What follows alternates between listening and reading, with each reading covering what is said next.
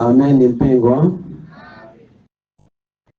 Tikukhala masiku akumapeto, tiyenera kuzindikira bwino modzaza za mfumu imene ikutitsogolera pa ulendowu, amene dzina lake ndi Yesu, mothandizidwa ndi Atate wake kumwamba. Ndiye mtsogoleri wa ulendo umene inu ndi ine tikuyenda. Ndili ndi mbiri ya kumene ndikuchokera ku chipembedzo cha Satana. Malowedwe anga chipembedzo cha Satana sachilendo kwenikweni pa inu amene muli pano, chifukwa ndakhala ndi kuwafotokozera nthawi zochuluka kwambiri.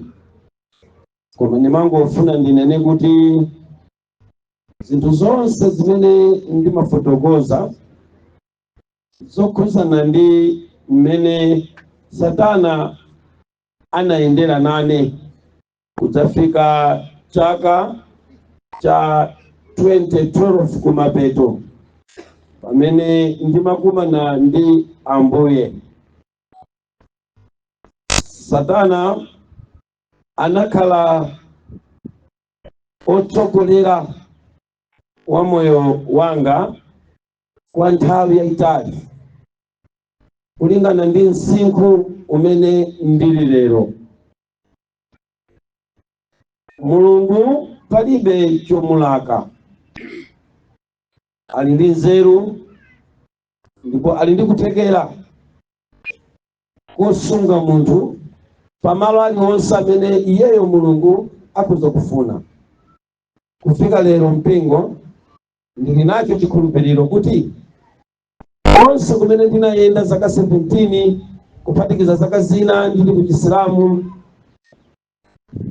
chinali chikonzero cha Mulungu kuti mawu ake amene Mulungu ananena kuti chinsinsi ndi chake, zovumbuluka ndi za ana anthu, kuti zikakwaniritsidwe. Mmene ndinkaphunzirira msanga ndili ku chipembedzo cha Satana, zimandipasa mayankho lero kuti sanali Satanayo koma anali Mulungu kundidziwitsa mofulumira mwa ukachenjede, kapena kuti anatumizako chimene chikachambule, anatumizako kamera ku midima kuti zonse zimene zili kumeneko zidzaonekere bwino ku dziko lapansi. Ndili ndi chikhulupiriro chachikulu kwambiri ndikayang'ananso mmene Mulungu wandisungira ndi moyo, mmene Mulungu wanditetezera kuchokera nthawi imene ndatuluka ku chipembedzo cha Satana. Ndakhala ndikukumana ndi mivi yochokera kwa mdierekezi. Kufikira ndayima pano, ndimaona kupambana kwa Mulungu amene ndinamusankha. Kufikira ndayima pano, ndimaona ukaswiri oposa ukaswiri wa mdierekezi umene uli ndi Mulungu wanga. Mpingo, umboni huu ukulimbikitseni kukhulupirira Mulungu osapambukira kulamanja kapena kulamanzere za Mulungu amene munamgwira. Zimene mukupangazi akhristu ndi zenizeni ndipo ndi zinthu za moyo. Mukayikira chabe, mukagwa mprai chabe, ndipo mutaya chimene chikadakupulumutsani. Mulungu wanu ndi Mulungu wamphamvu. Ndikayerekezera ineyo kumene ndikuchokera, mphamvu zake ndi mphamvu zimene ndinazipeza kwa Mulungu amene ndikumtumikira lero, musagwe mprai. Muli ndi Mulungu wa mphamvu kwambiri, komanso ochita zinthu mwapamwamba kwambiri. Ine tili ndi chofotokozera cha zimene Mulungu amandichitira mmene ndinkatuluka chipembedzo cha Satana ndi chibwanabwana chiwisiwisi chakuti ndangobadwa kumene chinthu chilichonse ndinkachiona kuti ndichoyipa, ndipo ndinkaona kuti kukhala nacho ndiye kuti ndachimwa. Zotsatira zake ndinawotcha mabuku onse, zotsatira zake ndinataya zipangizo zonse zimene lero zikadakhala kuti zilipo. Bwezi pano inuyo mukumaona zinthu zina zogwirika ndi maso kuti mwachiona ichi, mwaona ichi, ndikukhulupirira kuti zikadakuthandizani kwambiri. Koma ngakhale zimenezo ndinataya, pali chinthu china chake chimene ineyo ndikuyamika chifukwa cha Mulungu wanu. Ndi mmene Mulungu anasungizira information yonse munthu mwangapo. Chinthu chimene munthu wina amakanika kuchichotsa, ziwanda zimalephera kubwera kuti zisachotse chinthu chimenecho, koma sichimatheka. Nthawi zina matenda amene ndimadwala ndimadziwa kuti amabwera kuti asokoneze conscience yanga, ubongo wanga, kuti nditayike pa memory, koma Mulungu amateteza pamenepo. Ndimakhala ndili mmene ndilili kufikira lerolo, kotero kuti kukumbukira kwanga pa mafunso, mayankho, kufotokozera, ndimafuna kuti inuyo mukundimva pano musachiyese chinthu chimene chija chawambayi, muchitenge chimodzi cha mphamvu za Mulungu. Amene anaphunzira angandithirire umboni, maprofesa amadalira kuwerenga, ngakhale lero amavundukula mabuku za zimene anaphunzira ku college ina yake ndi lecture wina wake. Mukapita ku court, ife kuno ku Malawi tili ndi majaji amene timadalira kwambiri, komanso maloya amene tikachula maofesa awiriwa timadziwa kuti kwakhuza maphunziro kumeneko osati masewera. Komabe mukapita pa court mukampeza kuti loya akukutsekulirani buku, kapena pamene akuimba milandu mukampeza zimafayilo kuti zizinthandiza kukumbukira milandu ngati yomweyo, chaka ngati chomwecho, dzina la amene anapalamula. Koma tangokanisani mphaso ya mtengo wapatali ngati yomweyo yodalira mabuku imene Mulungu amachita ndi ine. Ndikabwera funso, Mulungu amanditengera ku tetiro, chakacho, malowo, munthuyo mpaka mmene ankaonekera ndimakumbukira pa nthawi imeneyo. Ndipo ndikamakuyankhani ndimakuyankhani in a calculated statement, chifukwa chimenechi ndi umboni chimene Mulungu adachita mwa ine. Anasunga zinthu zimene mutu wanga pa umunthu sindingakwanise kuzisunga. Ngati alipo anthu ophunzira ku Malawi, ngakhale pakati pathu, mungathirire umboni mayankhidwe, mafotokozedwe aja sa umunthu. Chochitisa chidwi nchakuti ndikafotokoza ndimayamba kumvera ngati ndimajambula ndekha, ndimanena kuti koma munthu uyu Mulungu anadalisa. Ndimakhala pe ndikumamvesera zomwe zija ndalankhula zija, ndekha nkumayamba kudabwa kuti munthu uyu akukumbukira motani zinthu zimenezi. Zimandipangitsa kukumbukira kuti Mulungu ndiolekana ndimene munthu amaganizira. Amen.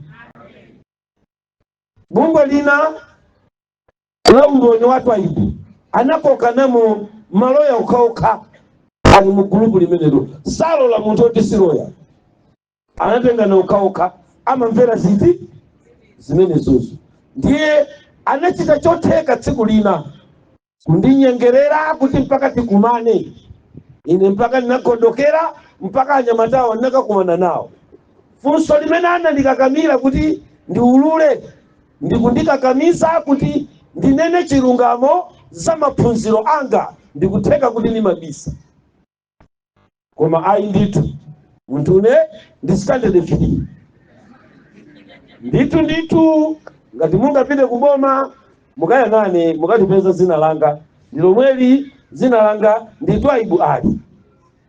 Mukalipeza ndikuti ngati muli ku Blantyre kuno mupita ku maphunziro kaya ofesi iliyonse akakupasa rekodi ya anthu amene anaphunzirapo pa Malawi. Ine akakandipeza akakuza ndikuti munthu usanapitirire fiti mu 4 sitikumpeza mu 5 mulibe imo anathera pomwe. Koma mafumu ophunzira ndoda zimamvera ndikumvesera kuti munthu amene akulankhulayo ali pa level yathu, si ineyo. Imeneyi ndi mphatso imene Mulungu anayipanga mwadala. Ine ndimanena kuti Mulungu tikumpembezayi ndi Mulungu wadala.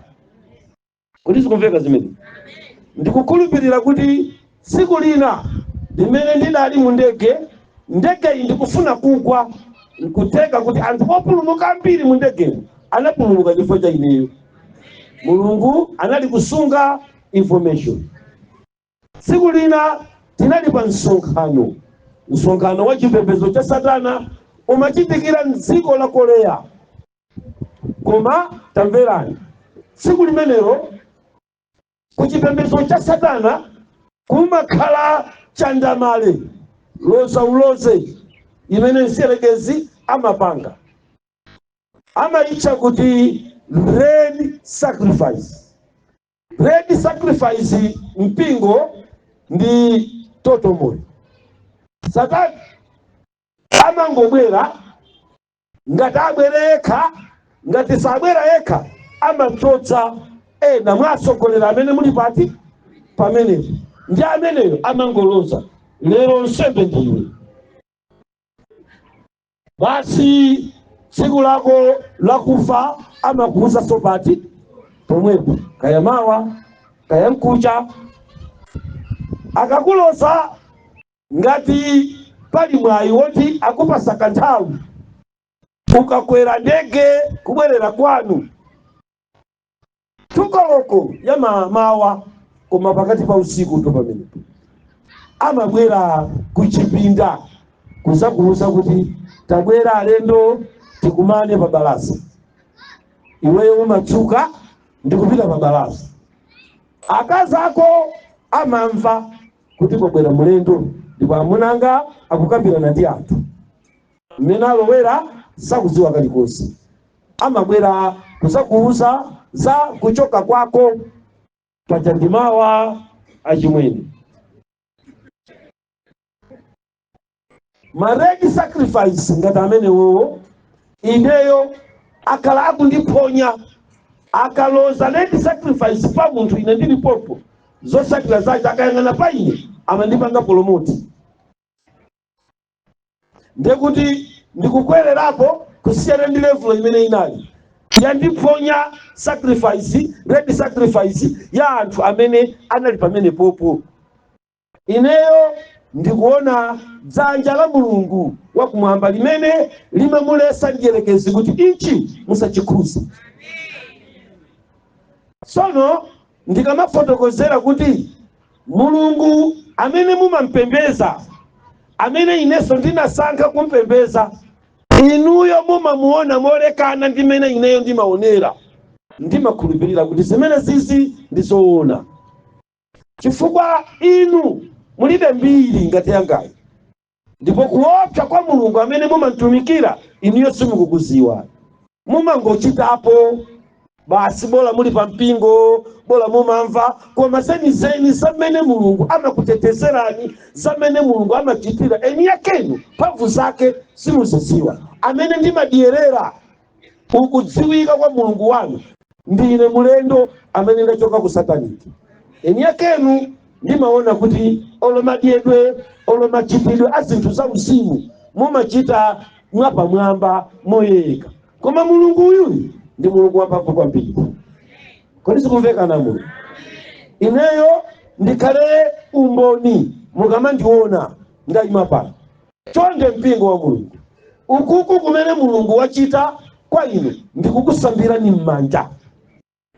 Kodi sikumveka ichi? Kuti pa tsiku losiriza inuyo muzasowe chomiliku. Amen.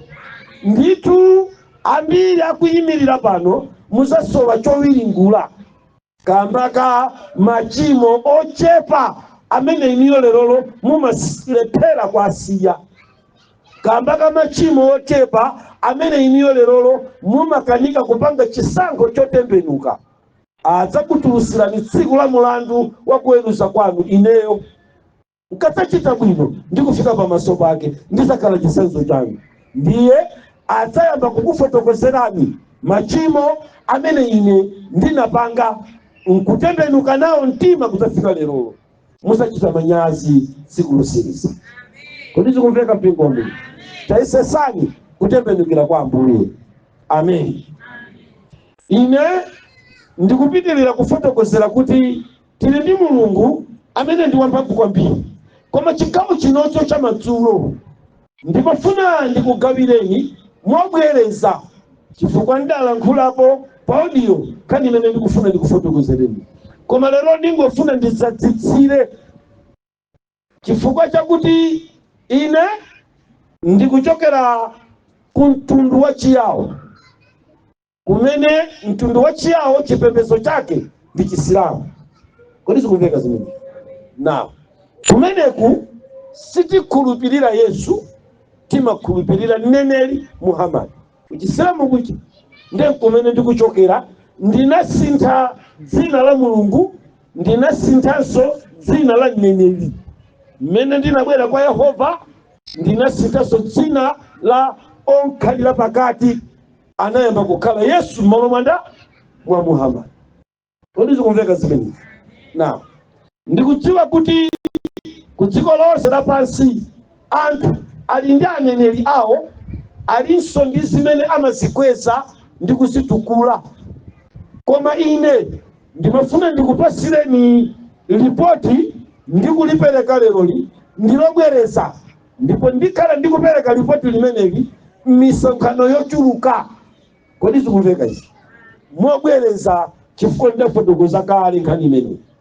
Tamvera. Chifukwa chakusadziwa mphamvu za Yesu, kuti mphamvu zake ndizodziwika bwino, ngakhale Lucifer amene ine ndinkatumikira amadziwa kuti Yesu ndi wamphamvu kuposa iye. Koma anachisunga ngati chani? Chinsinsi chosamafotokozera mphamvu zake Yesu. Amen. Mpingo, tadikirani ndikuwuzeni kuti Lucifer pali maulendo ambirimbiri amene takumana naye, koma kumapeto kwa zaka zakutumikira ineyo Satana ndiyerekezi. Pali ulendo wina umene tidakakumana naye paka chilumba kena kake mdziko lina lache, malo amene tinkatitilowewo kukakambirana chinali chalichi cha Katolika. Koma sitinalowe chimenecho, tinakakhala pamalo pena, koma zazokambirana zimene sidali pamenepa. Panali mkumano wa kufotokozera komveka bwino kochokera kwa Satana, kufotokozera za mphamvu za Yesu, kutiuza ife maagenti ake, anyamata ake.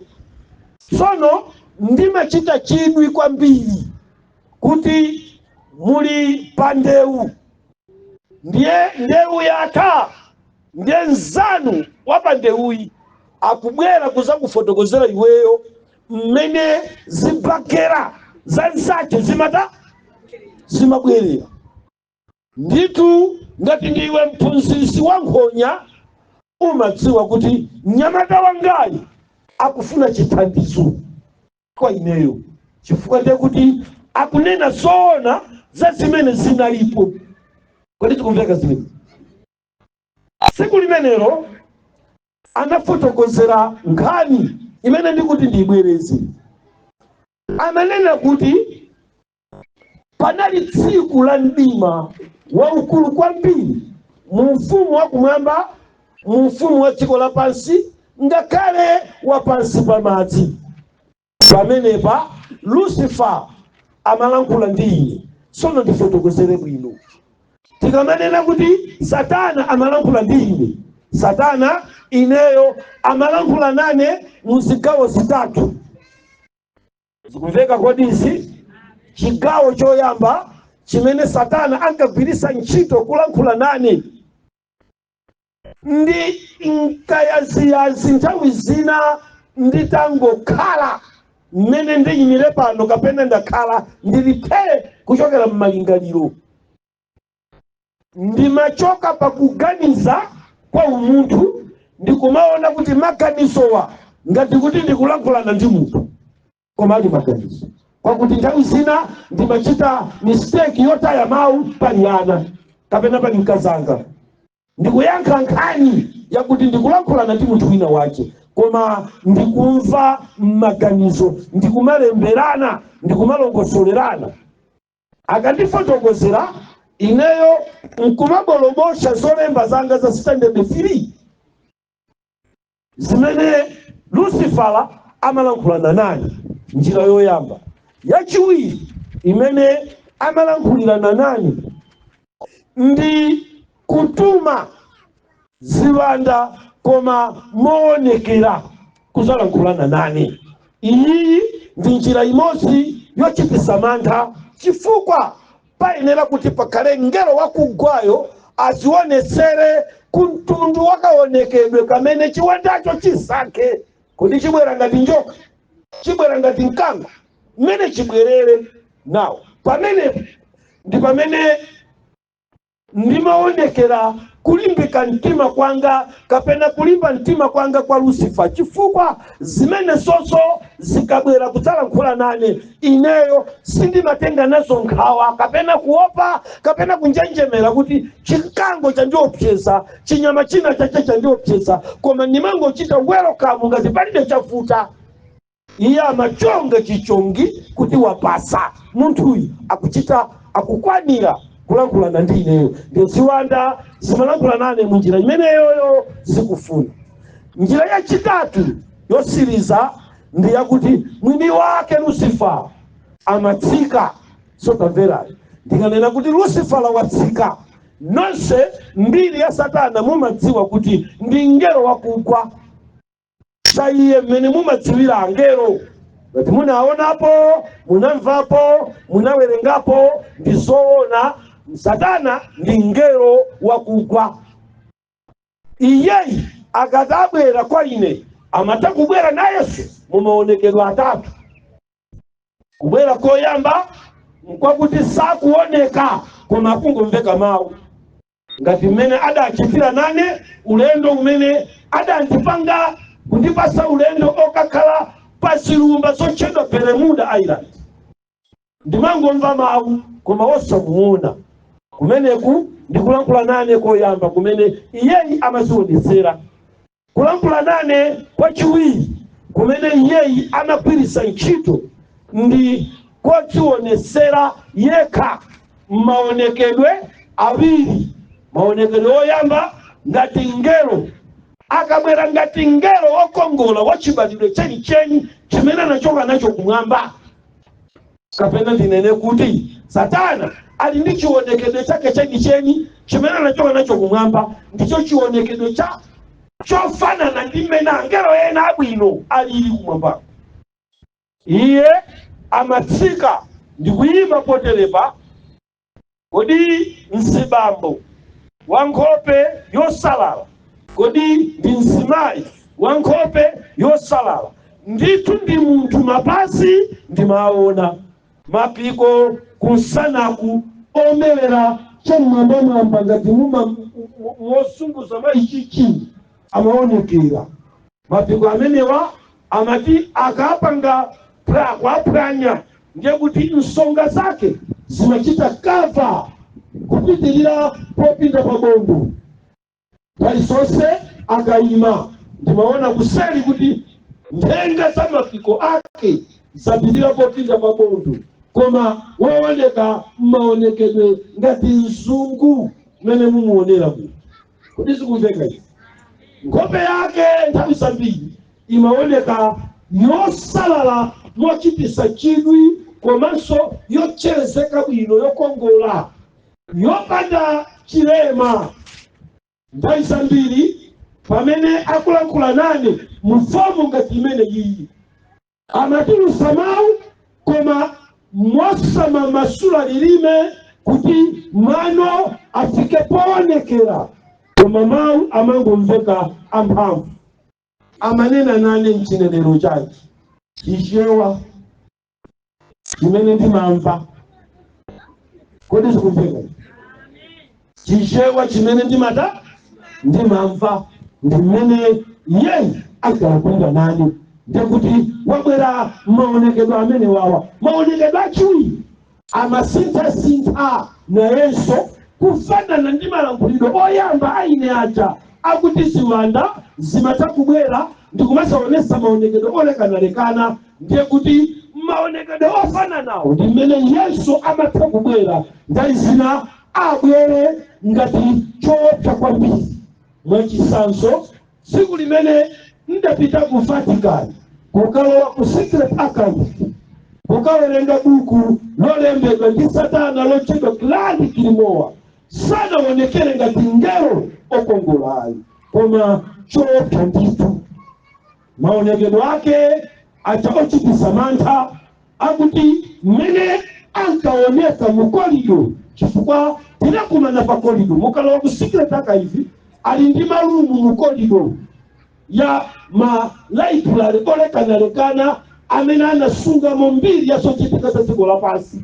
Kwina kumene kuli chisopi cha minga, kwina kumene kuli mafupa awera mtima, kwina kumene kuli zikama za anaphedwa. Ali ndi malo olekanalekana ansatu ku Vatikani. Palomu pamwepa pakuti mungagwere ndege kupita amasunga zimene zonse. Na mukorido imeneyo ndimene ine ndinayenda nditamaliza kukumana ndi papa wakuda ndikusayinira kuti kumene mukupitako amafa kapena kubwera ndi moyo. Ndiye ndinasayina kufa kapena kukhala ndi moyo. Ndiye ndaponda step yachiwiri ndi yachitatu mukorido imeneyi ya secret account. Kumene buku ndi kumene sokono nanenso ndinayamba kumva mafutu steps akubwera kwateroko ka ndiye kuti ndikuona kuti kukubwera chimene chichi koma chamaonekedwe wasakhala abwino choopsa chakuti mungathawe. Kodi tikumveka zimene? Amatakuonekera mtunduutiwa umenewo. Nawo tsiku limene timakakumana apapa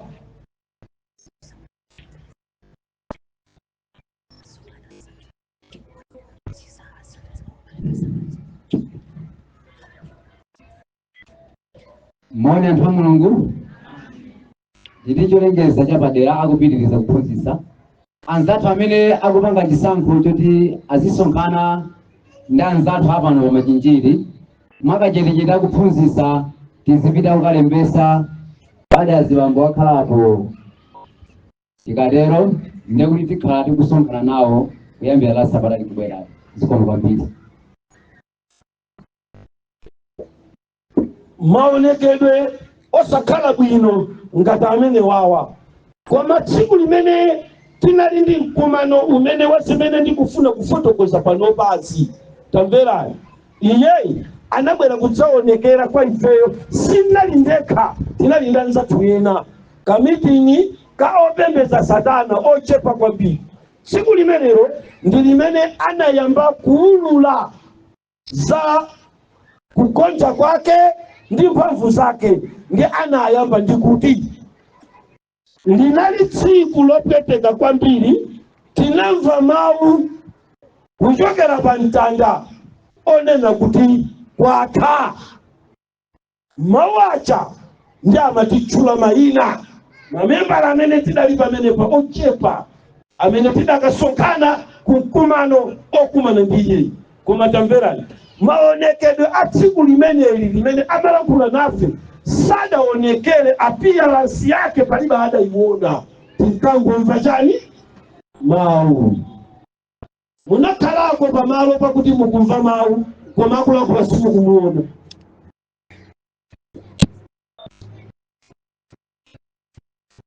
China chake chitati chibwere nyumba mwanu mkumalankhula koma osachiona, unisunga kuona munthu.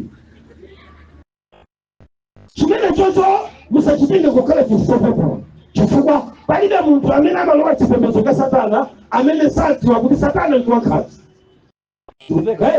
Ndiye kulankhulana ndi chinthu chikoza kukupha Yesu kuchiona mukuganiza bwa ndiye kuti kunali cheuchumi tikumvesera. Ndakunena kuti Yesu iyi ndi wamphamvu kwambiri. Ine ndinachita chidwi ndi zimene ndikufuna ndizibwerezazi zimene dziko lapansi silidziwa.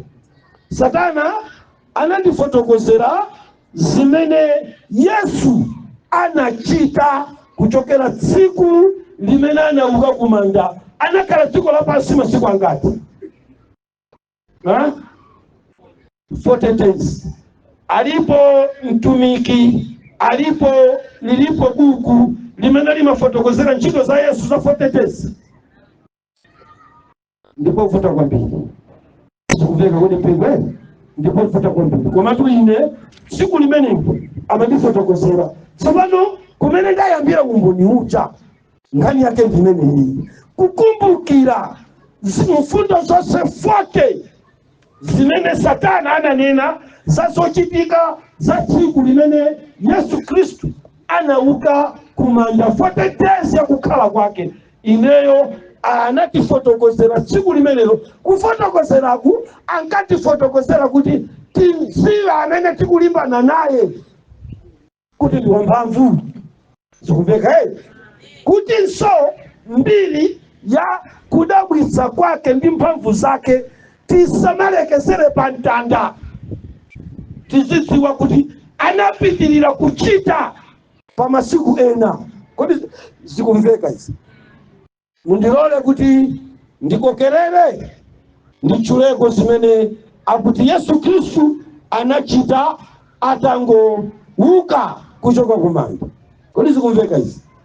Koma ngani yake sadayambire pa 40 days. Anayambira tsiku limene Yesu anapachikidwa pa mtanda. Pali statement ina amanena kuti Yesu uja atangomalizika kunena kuti kwatha thupi lili pa mtanda. Lucifer akuti ndinaona Yesu wochoka kumwamba akutuluka mu thupi lija ndikusiya mtembo iye ulendo vaya kachisi ulendo kuhadi. Mukuimba statement? Mukuimba statement? Amen pi. Amen pi. Mene ananena kuti kwatha akuti maso anga yukaizembela akulu anja anatuluka mchithupi chicha kudusa kukachisi kukalisa mpenzi imene inang'amba chisalu chacha chakukachisi ulendo kupita kucha kuhadi. Statement imene ine pamene imandinyika mutu ndipo fotokozera kuti anaona mthupi la mtembo licha mukutuluka Yesu ochokera kucha. Zimene zakunena ndi Lucifer. Powerful statement. Ochokera kwenda? Kwa Lucifer. Bible limanena kuti bondo lililonse liyenera kupinda kuvomereza kuti Yesu pita. Sana vomera. Kumene kusikuvomera. Akuvomereza kuti anamkamuna. Nakuti mene achana kuti ng'ambire ndizovala panga ni maere akuti chinali chimtembo chabe ulendo. Pamene Yosefu wako Arimateu anyamanyamula chithupi chicha anachinyamula ndikukachisungiza pamene akuti anagoneka pacha. Statement number 2 akuti ndi malo amene anakayika kuti iye atapita dziko la chitatu la Hade pansi kumene anakapeza kuti mizimu nyawo yera ntima ikusungidwa. Kodi sikumveka simezi? Pepani kumene konde kuti ndapita kwa sempana ndi state of the dead. Amen. Ine ndikufotokoza umboni. Ndesi ndipambukira kulamanja kapena kulamanzere kuti zipinzane ndi chiphunzitso ndesi umboni. Kumeka kaya. Amen. Inaseka sitia manena kuti mizimu kulibe wakufa wata. Koma Yesu atachoka pa mtanda, Lucifer lakuti anadusa pakachisi ndi anapita pacha. Ndi akuti anapita kunsi kwa mambo. Koma umboni kana ngati m'Baibulo mulipo. Chifukwa kuti mmene ankatuluka. Bible limanena kuti mitembo ina inaonekera cha.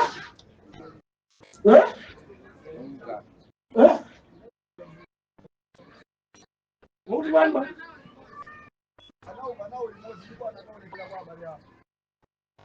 Ndizoona anaokana limodzi ndipo anakaonekera kucha.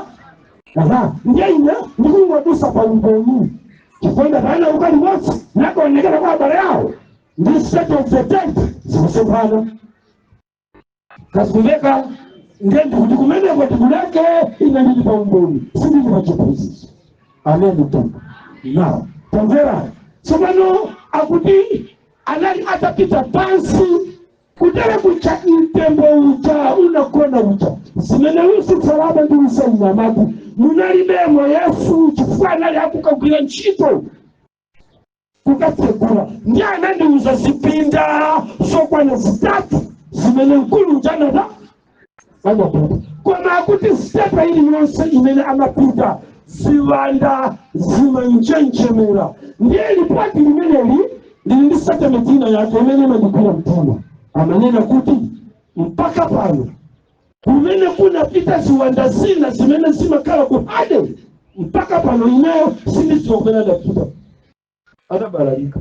Kutanthauza kuti Satana kumene kuli ziwanda zina Sataniko ngengani imene yakuti inachitikaso tsiku limene Yesu amanena kuti teperesia kapena kuti kwata patanda pacha.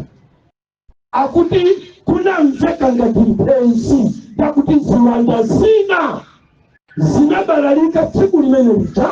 Nambala 1. Namba 2 akunena kuti chiyambidwe cha masiku athu millennium inatha pamene pacha imayamba sobate pomwepa. Sitingate kufotokozera bwino za uku tilati titabalalika. Ndiye akuti mwanga mulengalenga ngakale pansi pamazi ziwanda zimene zinathamangisidwa zita akuti zinasokonekera allocation yawo iyeyi kumene kunapita anzache ena sakuziwa. Kodi tikumveka sio? Ndikunena kuti panopa patangoti chibomba mwamba bora aliyesa kuweza kutawa kusise mwenachi kusokonekera kumene munga sokonekere mukuyerekesere ndi siku limene Yesu anangonena kuti kwata. Kodi tikumveka sio? Ndili pa verse lomweli bondo lili lonse lipinde ndipo lilima lili lonse livomereza kuti Yesu ndinda. Kodi tikumveka sio? Akulu watu sakumuvomera kuti akutumikia ayi koma kugonja upeleka kuti awawa ndi saidi ina. Amen. Ndikafika pamenepa ndimanena kuti Yesu Kristu ndiwosiyana ndi Haile Selassie. Yesu Kristu ndiwolekana ndi Benito Mussolini. Yesu Kristu ndiwolekana ndi Bahari. Yesu Kristu ndiwolekana ndi Shinto. Yesu Kristu ndiwolekana ndi Buddha. Iyeyi ndiwosiyana ndi Muhammad. Tamberayi. Iyeyi ndiwosiyana ndi Tibu Joshua. Simungamuyelekeze ndanyeneri akutikola pansi kupatikiza kushiki. Iyeyi ndiwe mkulu kuposa nyeneri wonse. Kodi sikumveka simene? Kwa ine ex-satanist Lucifer zimenezi zinkachitika ndili kufupi kutambuya nditane. Nina nkafuna kuti ndidzaulule pasonkhano kati pano kuti mumaopa wa amapomereza kuti akulu wandikatundu. Amen mpungu. Kodi ndimilimozi pa sikumveka pa ndakunena kuti zinachitika zimenezi. chabu koma atangotuluka Yesu ameni pingu atangotuluka mmanda zikumveka kuti siku loyamba iyeyi anapita pansi pa ziwanda zonse zimene zinali ndi moyo ndi kukalengeza kupambana kwake ndi kugonjetsa kwake kogonjetsa Lucifer ndi onse omulondola Lucifer pa ufumu wawo kuti iye ndi wamkulu ndiye ufumu wonse wa dziko lapansi uli m'manja mwake. Amen. Ndi chifukwa chake Baibulonso limavomereza chimene Lucifer achadanena. Amen. Bible limati kumwamba ndi dziko lacha zapasidwa kwanda ankanama Lucifer lai ndekuti nankandiuza zoona zikumveka koma tuchoona ichi sichinkachokera ku chilungamo ayi kodi zikumveka zimene ndikuganiza kuti chinali chikakamizo chochokera kwa Yehova Mulungu kuti ineyo amene ndinatumizidwa ngati kamera ku dziko limene lili ndidzaulule zimene Yesu anachita 40 days zimene aliyense sazita. Kodi zikumveka mpingo wa Mulungu? Ameni. Ameni. Tamvera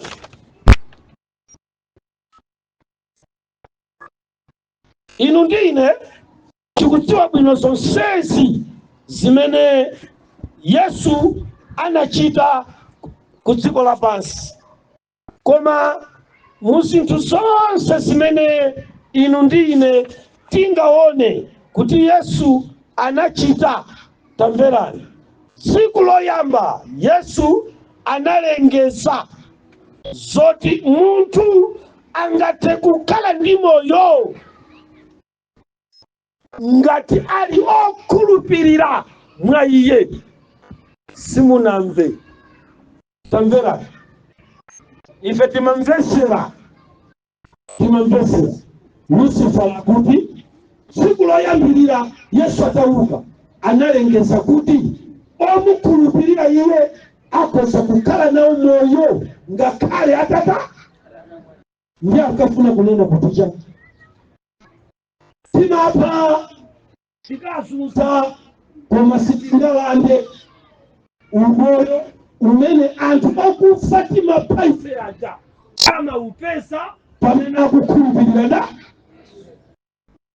kaya mwamba limosi ndini mukuyimba 7 cholengeza choyamba cha day 1 imene Yesu adachita akulengeza kuti okhulupirira akamwalira amakhalanso ndi moyo. Amen. Kodi zikumveka Tamverani, tsiku lachiwiri anali kulengeza za mphoto ya iwo akufa mwa Ambuye. Zikumveka izi ndakuti Yesu anachita declare. Kodi zimenezi ankachita ndi ndani? Lucifer palipoti lake akuti namtindi wa angelo mosokozedwa ndi angelo anayi amene amagwira mphepo zinayi za dziko lapansi anali kulondola kulikonse kumene Yesu amapita. Now ife amatero Lucifer tinkalondola ngati mucha achitira munthu kuyemerera na chipando. Tukuveka uyemerera kuti ni mwezi lako koma wachita china chake ndio umangokuwa munjeni na chipati ndio kutangwa amangolondola kuti aonesese kuti mkulu panene patu ndiye kuti makia kulira mbinjiri chifukwa wakalanda zifungulo za ifandita kulia mpute andenga ataniko aturukako. Kodi zikumveka simeni? Andenga ataniko aturukako ya malutu ya kuti amamba zilengezo simeni zonso. Tamvera, tsiku lachitatu anali kulengeza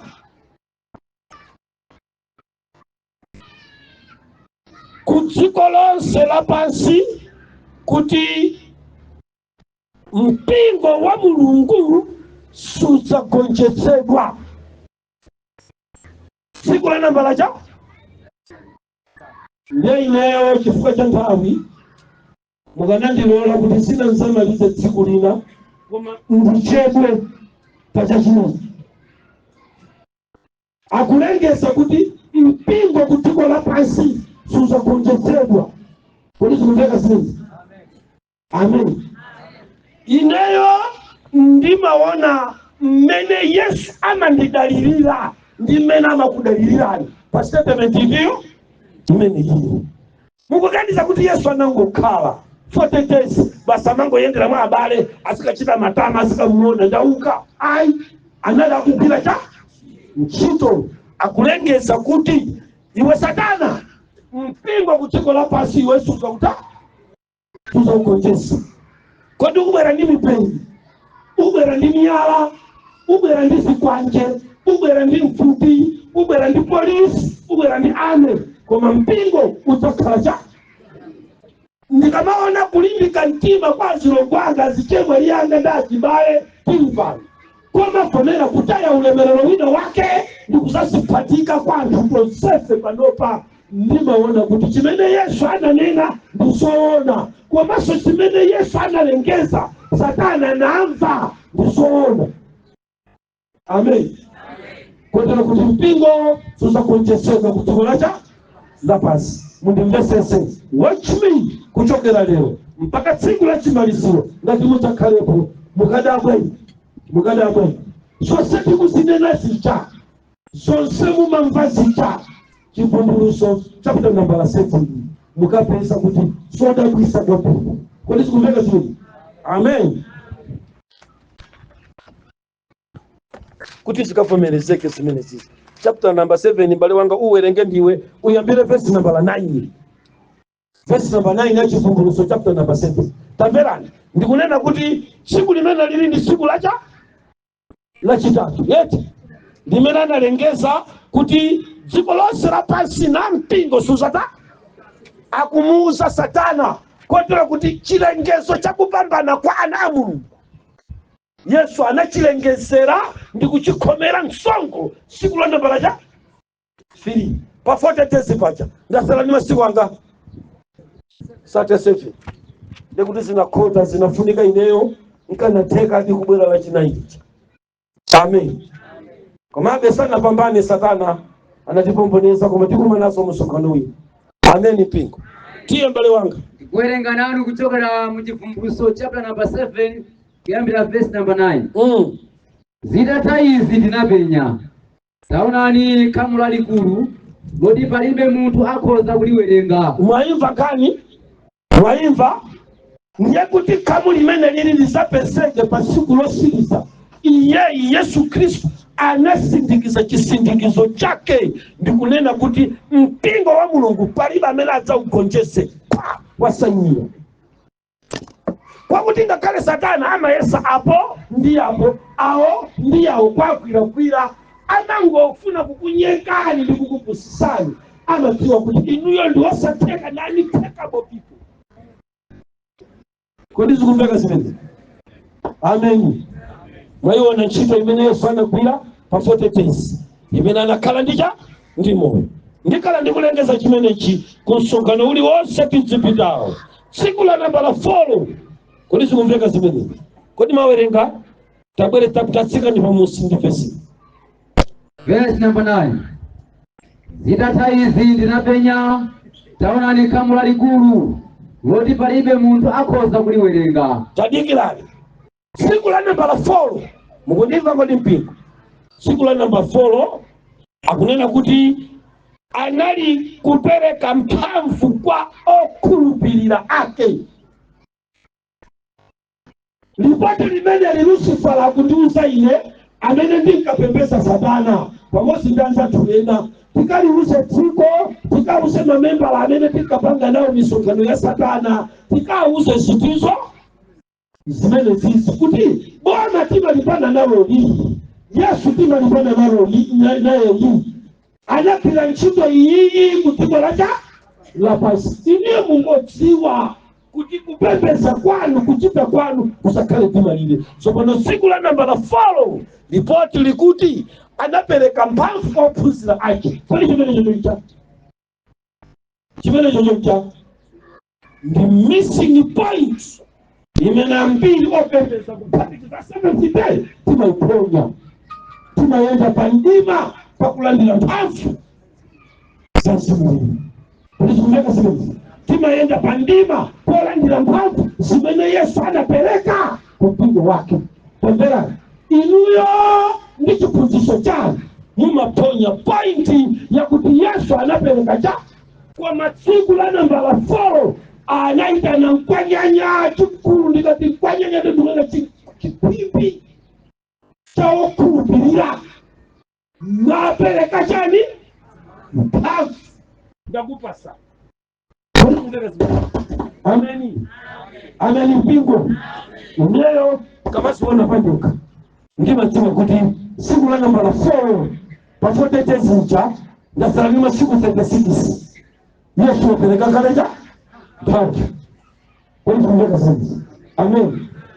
Kwa kuti ichi chimene Satana amaona potembenuka mtima ndikuti akangoti ndalapa ndiye ndikhululukireni. Chipangizo choyambirira chimene chimatuluka mu ofesi ya Yesu ndi mphamvu.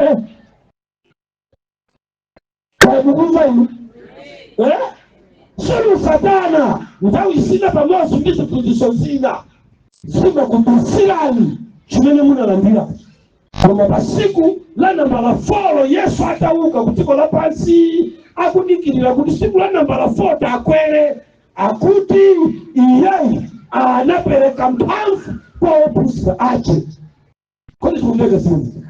Nthawi zina ndi madabwa wina akadwala ndikadona mwini wanga akavutikawo ndikangonena kuti m'dzina la Yesu amene yuyu chichitika chakuti uwona kuti ziwanda zicha njenjenje.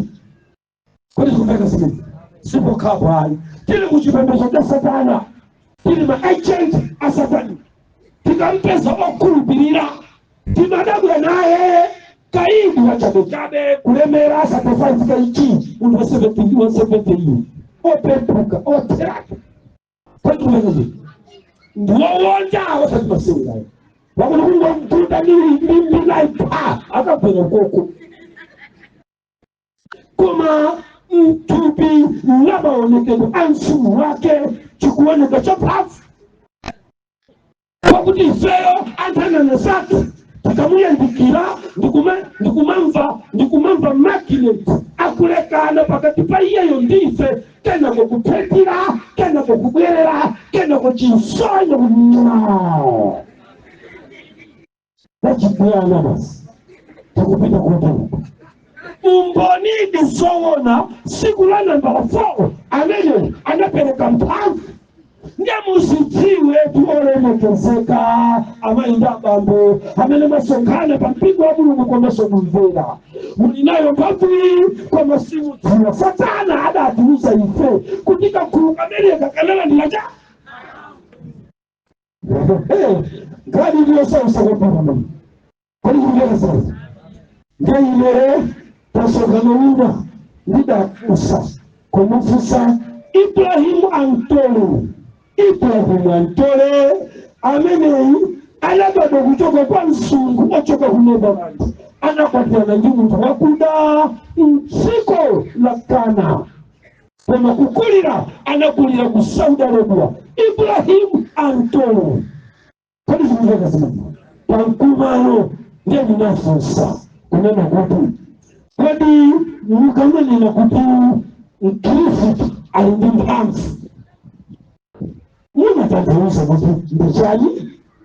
Kodi kumveka zimene Ibrahimu poyankha ananena kuti mphamvu zimene zizi nsakuti simungaziwerenge kapena kuzidziwa. It's uncalculated power.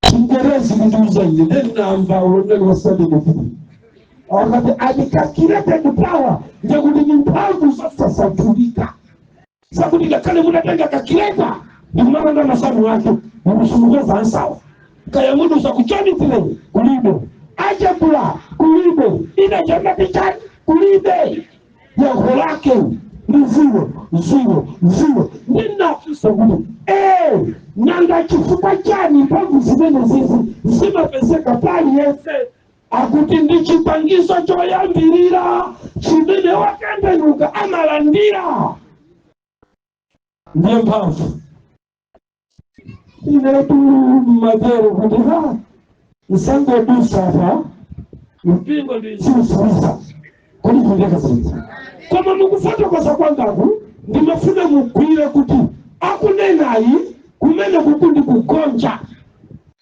kuli kundeka ndikuti Yesu watu ndiwapamvu kwa mbulu kuna kuzinula kulephera kwake.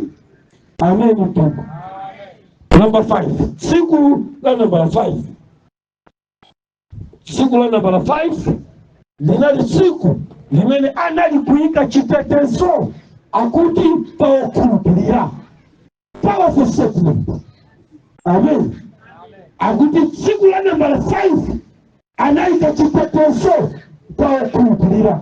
Ndinamfusaso Ibrahim antero kuti statement imene ichayo amatanthauza chani kulu akutindikira ndikuuza mphamvu za angelo amene amatchedwa kuti guardian angel amatumizidwa mwansanga tiyo kwaoni kulifuneka sinati tiyo kwata ukaoni ndiye tinafika mdziko la Fiji mulika mpingo kwenda ndakuti ife kwake tukuti uzingo yanga okhulupirira kufichi kampingo kamene kayana kanisa bwaja nyamatanigo koma onse ndi okhulupirira makosa anayi mfumuna yawo amene amakhulupirira Mulungu osatikasiri ngati munthu mmodzi kumpesa mwana kumpesa wankulu kumpesa mkazi achikhulupiriro chimodzi antima umodzi amulungucha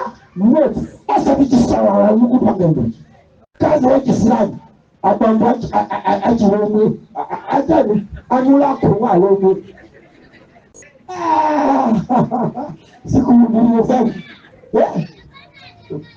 mamuna iyayikufichi ndikumabisa kuti okhulupirira onse akutetezeka ngakali kumalawi kuno pali ponse pamene pali okhulupirira pamakhala chitetezo. Siku nambala 5 amapanga dedicate chikhulupiriro okhulupirira ache kwaika chitetezo chanda chamu ndasala ndi masiku 35 koma ganjo alipo.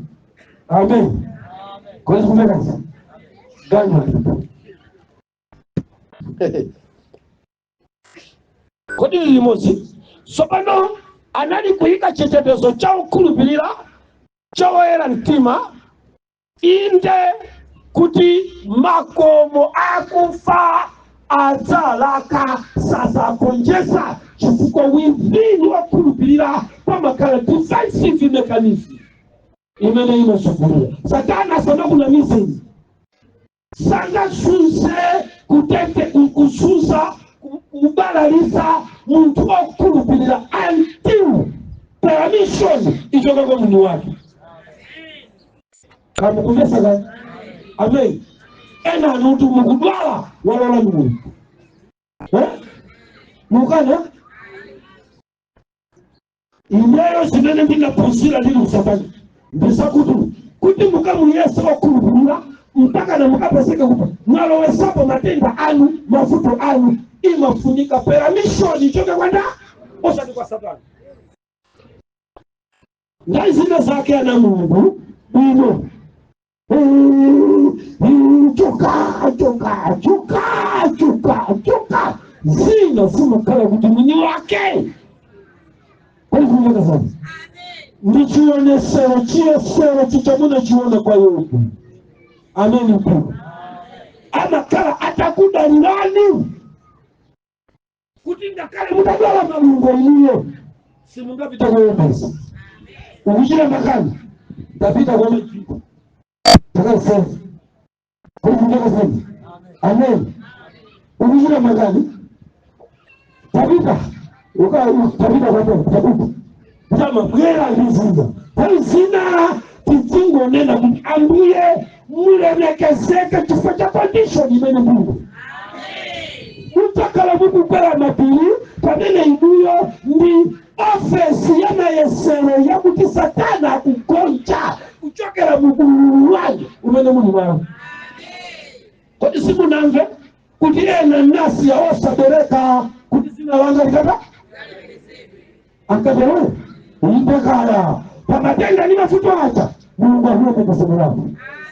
Timanena kuti chanu tili kusataniki tukaona kuti mutu yesegwa zalepeleka zakanuka kwa hiyo mbega zaidi kuna tukayangana kuseli kwa mzimu wacho tunaupeza ulinganganga tumanena kuti akula watale pera kwa matu mmene tukutita ale perano ali mafupa okoka pamene pa inu mukulengeza kuti ataibu anapempera ale pera ninaitana uje anapemperera sisina peke itae tatu mapempero kulepera kupempera ndalepera kuenda mapempero sono lepiri tinuchiyesero kuli kumveka neno ndichangamale chakuti Mulungu akalemekezere pocha zina lake chikuti kakafika kumwamba banda likukufikani akayimika mbeta zinayima sisina chimule Mulungu sili mtiko la pasi zinanusa chikwa chonse cha umbeta mpaka zinatuluka osa chimule Mulungu akayimika alena ya mpawi kutiko la pasi anayeenda osa vyako za buno osa kona hako nyumba ya buno osa mfalako mpaka kutuluka huko akawe nisema awa sana chimule Mulungu kanisi mfaka sabila sana Mungu amen. Anayeenda ndi mwana wa Bwana osa chila mwana mpaka zakafoto wani ndikukala kisele kwepe chapa komo kwa masana chumila Mulungu anatuluka mune domini ali angungu kwa hizi mbega kukomo zimenezi ichito za Mulungu mwa kumadomo ndia kunena kuti siku la nambala 5 anawakakuna nchito iti imeneo yotani anali kuika chitetezo pawela mtima ndali zonse. Siku la nambala 6 anali kuonetsera mpingo pamaso pana pange wachi akudikamata kusonkhano kochitisa kitu chifukwa Lucifer anaona unyinji wange utosungulu okhulupirira ali pakati akapeleka umene ndi mpingo wanga ndisungireni mpaka tsiku limene ndikuda ndikubwera. Kodi zikumveka namwe ine ndikadabwa chisungiko chidachi mabulutu asikatete furu sitinabe sitinapake kalikose pamverani kono kuweka gende waitenda kutira chisiru cha mutuka kidogo.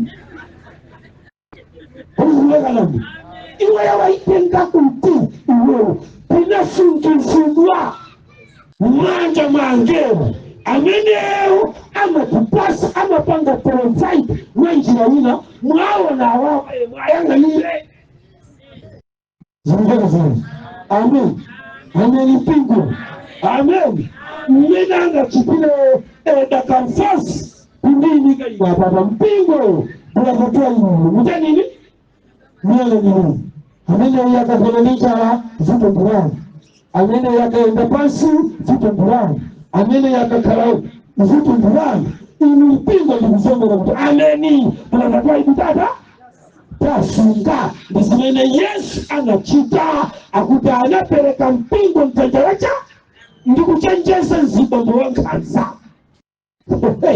kukaira usiku tusu kuchitosa ichi amene ayika anamusiya mtanja wacha no matter osadabwa kali konse chifukwa cha mmene inu abapo taizina mukuzunzikira chifukwa cha kati mukuzunza chakuti Mulungu anachisiya mtanja wacha anasungiza mmanja mwange wacho ndachosungiza wacho iwewe kalira kuchitonzera abuledi yako usangusiya mwange kwenza bedi uweruganiza kuti ineyo zinayi ndingalepera kukala ndimoyo kukuta buledi wako because mama pala it's okay you know what is it usiku tabuleti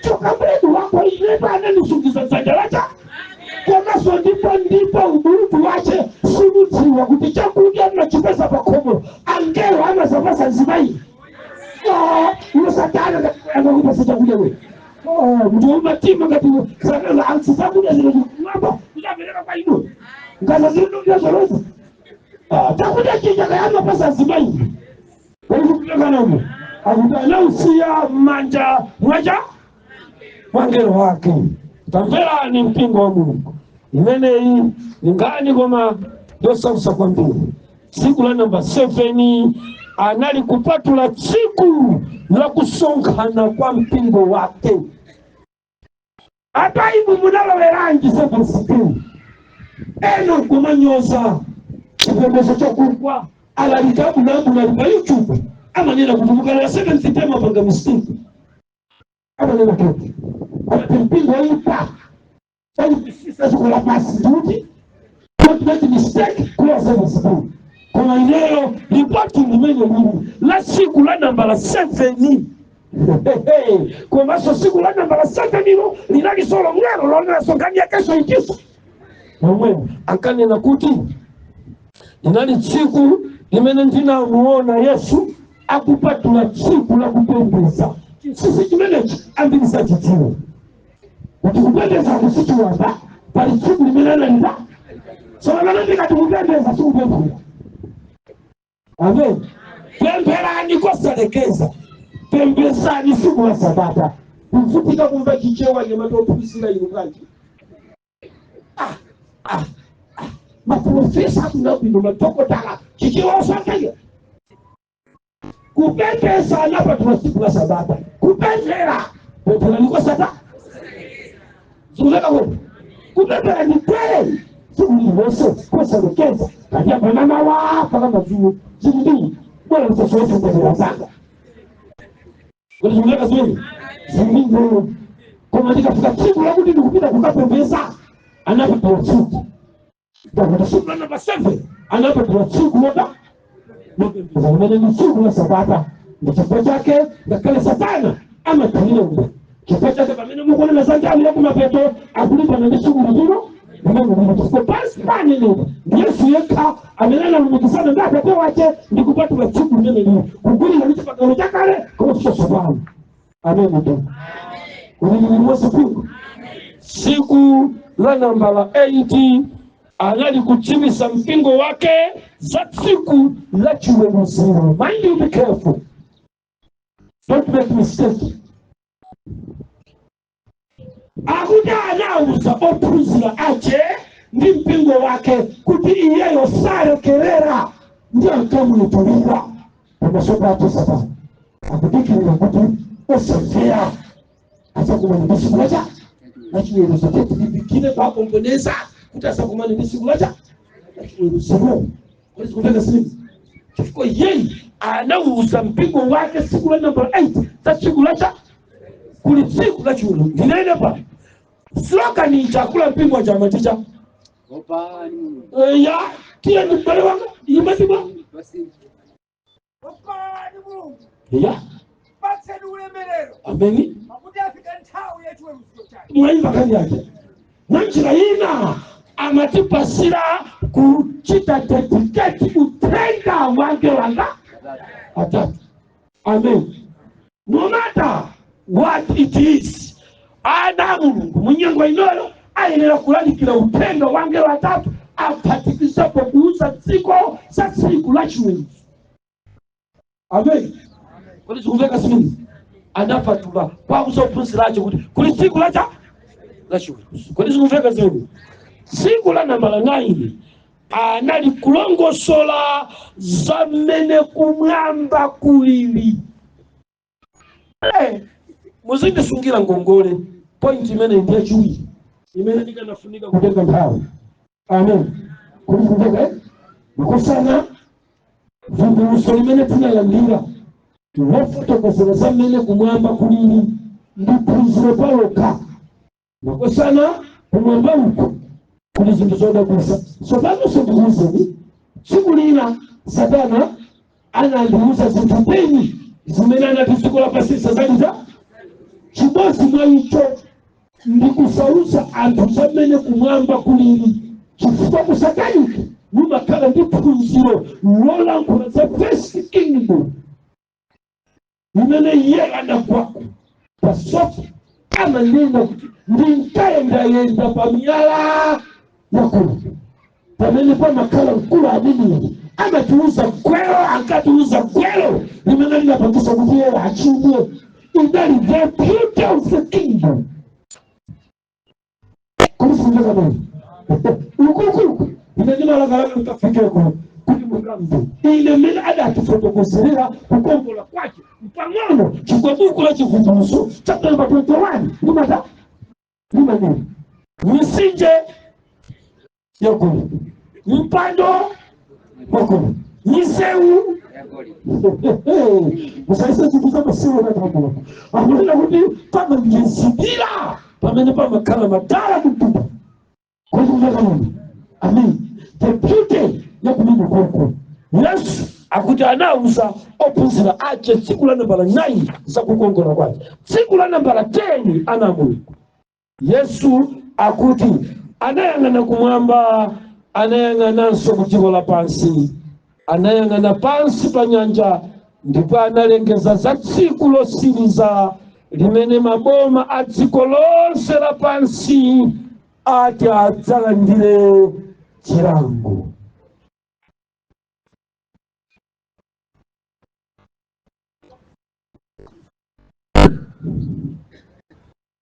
Namba 11 anafotokoza za maufumu oyipa komanso mapeto a mtundu wa nyuwani umene udzabwere ku dziko lapansi. Tsiku la nambala 11 ndilo chitisaso chidwi chifukwa amalankhula za mahybrid. Amen. Amen. Amalankhula za macha za mahybrid. Yesu pamene pauza phunzira acho kuti kusokoloku kubwera machimo osimvekeza chimanga chikusakhala mkango chimanga mukuchiona chikusakhala njoka chimanga mukuchiona chikusakhala kanyani akuleza machimo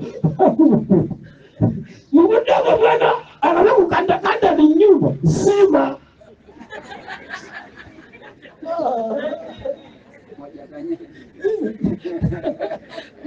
mwana imandie sakanyani akukwela mipando kuondoka mukundabwa kanyani itu kutibutisa hatumiki lemeleleki mwana wanga sima kasipa nikaeka nikanyani. Ameni. Ana Mulungu ngani mene ndio sausa kwa Mungu mpaka tsiku la kumapeto Mulungu azatsimikizira tamverani tsiku la nambala 12 anachisa mphamvu samachiritso kudziko lacha icha ini mphamvu yasimuwera koma ini mphamvu yacha ndekuti zilipo zidakuzidwa mufenekezi. Amen. Ana Mulungu kunja kwa ndidera ndirekezere pa chinthu cha nambala 13 chosausa kwambiri anakhazikitsa dongosolo la nyengo zake zabwino umene Lucifer anabalalika nako ndikuyamba kukonza makalindala kudziko lapansi.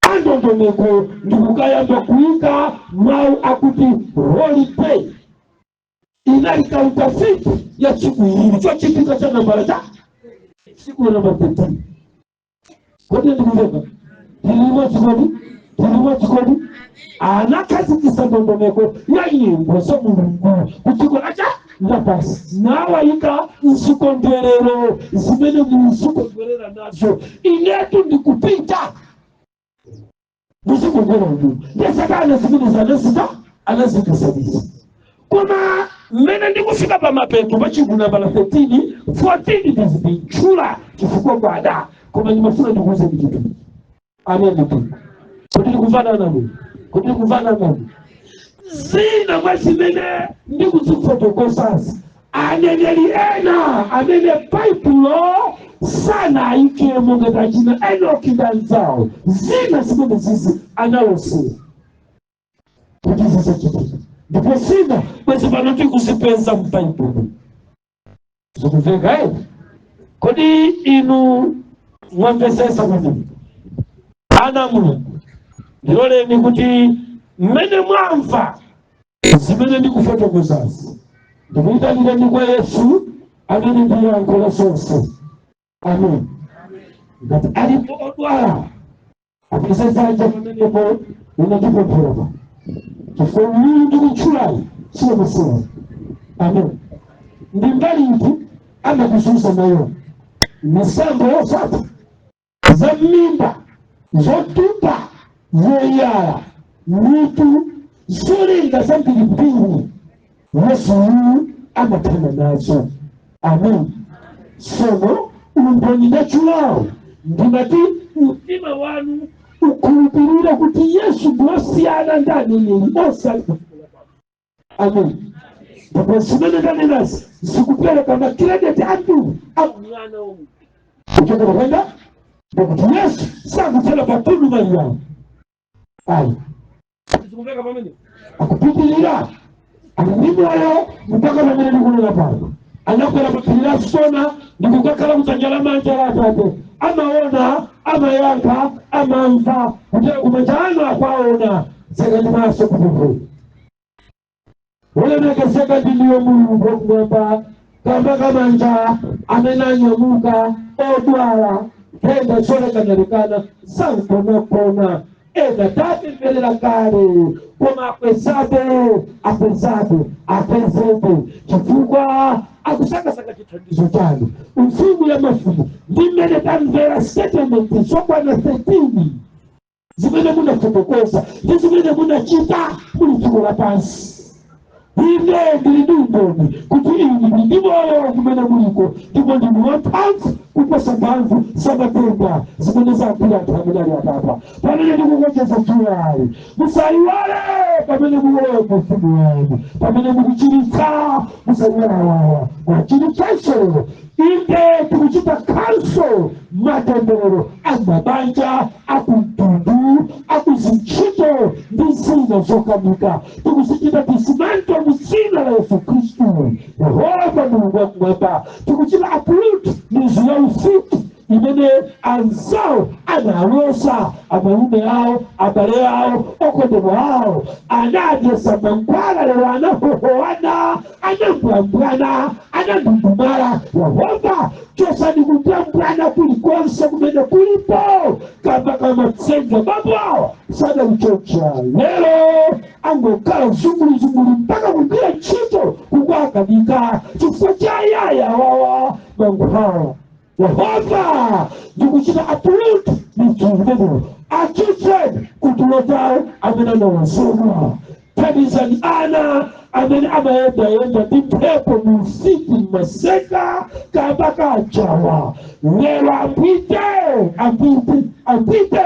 apeze palibe mutansunga mchenjezi chanu. Munalonjeza kubuku la Masamu 91 kuti muzatiteteza kumitsi yopita usiku ndichoipa chocha usana. Ndikunena za muvi wa usiku wa mfutu analoza mayawawa kamba kachera sichade alibe chinthu chonse anangwatupitsa masenga anapezerera. Lero tikusirika matupi awo ndi mwazi wa Yesu, dzina la Yesu. Back to the center. Kukalema lilo kuchikwa kayanda amayanga mumwalira kakumuluvitu kayanda ankolo wanga mukapidwa kakumuluvitu. Nikulengeza kukuyesera nimatumikira Mulungu womwezera God of vengeance.